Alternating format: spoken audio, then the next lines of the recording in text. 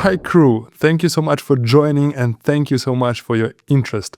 Today we're gonna walk through and explore a really cool tool for 3D workflow that is called Autodesk Flow Studio, which you can access via app.wonderdynamics.com. I know most of you came from the short form tutorial, and I'm really happy to walk you through and show how I made those 3D models and also touch on some other stuff that is available here in Autodesk Flow Studio.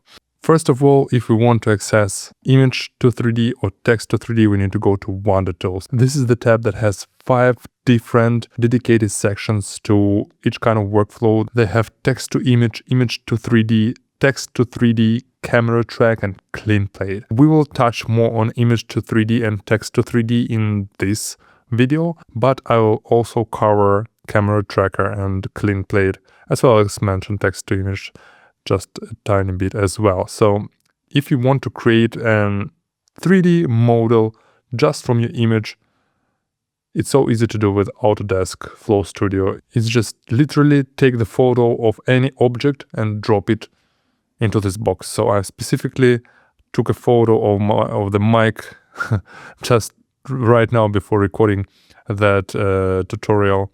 Just a clean photo of the mic, which I'm talking into right now. And that's kind of it. You just drop your photo into this image prompt section and you just name it like mic. That's it. You just select the model.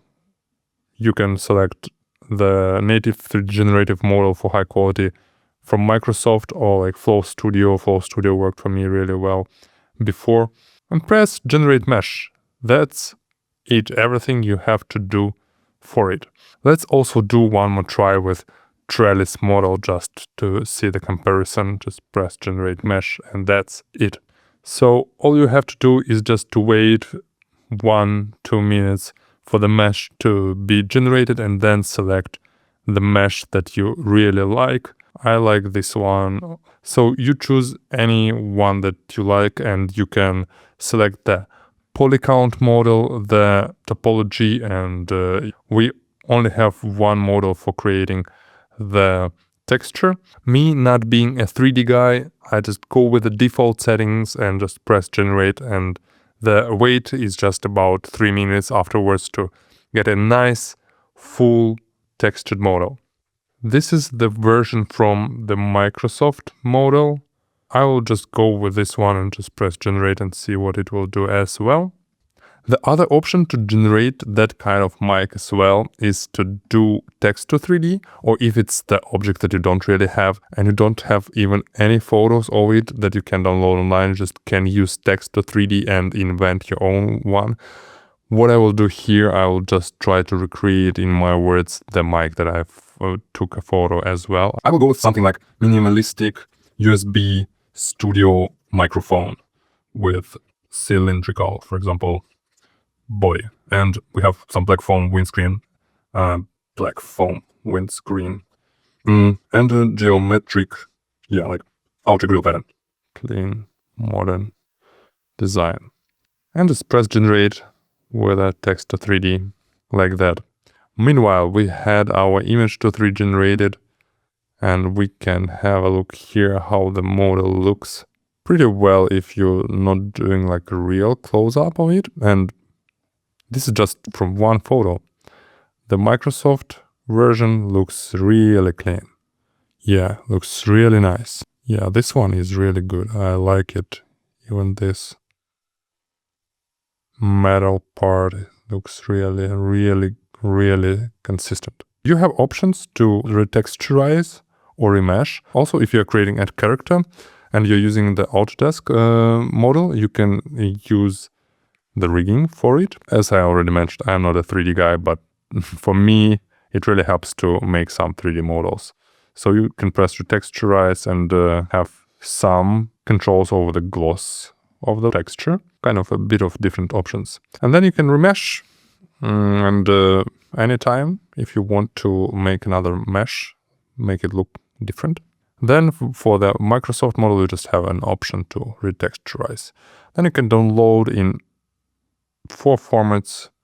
I all the time download it in OBG, but up to you, the one that you prefer. Meanwhile, I have generated the mic from text. Let's just generate the texture as well for it, like the proper 3D model. Meanwhile, I'll show you other sections here. And text to image is the one that will let you generate more precise photos for your models, for example, which I could literally generate. Instead of text to 3D, I could go to text to image and create my mic from here and then drop it to image to 3D, which would look maybe more consistent, or I could have more control over the output with Nano Banana. And then you have image and text to 3D that you've covered. Then you have a camera track, which is pretty good. I've tested it out a couple of times.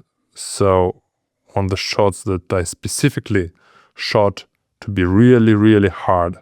And this is what it did. Like with default settings, no adjustments, no roto brush, nothing like this.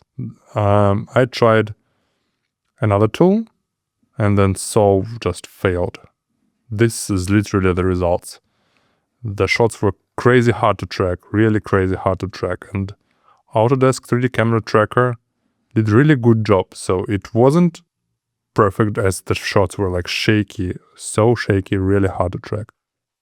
And yeah, the other tool just didn't want to track at all. Like just simply any solve would fail. And the process for it is super easy. You just upload the videos, drop it to the window and just press next and you just start processing.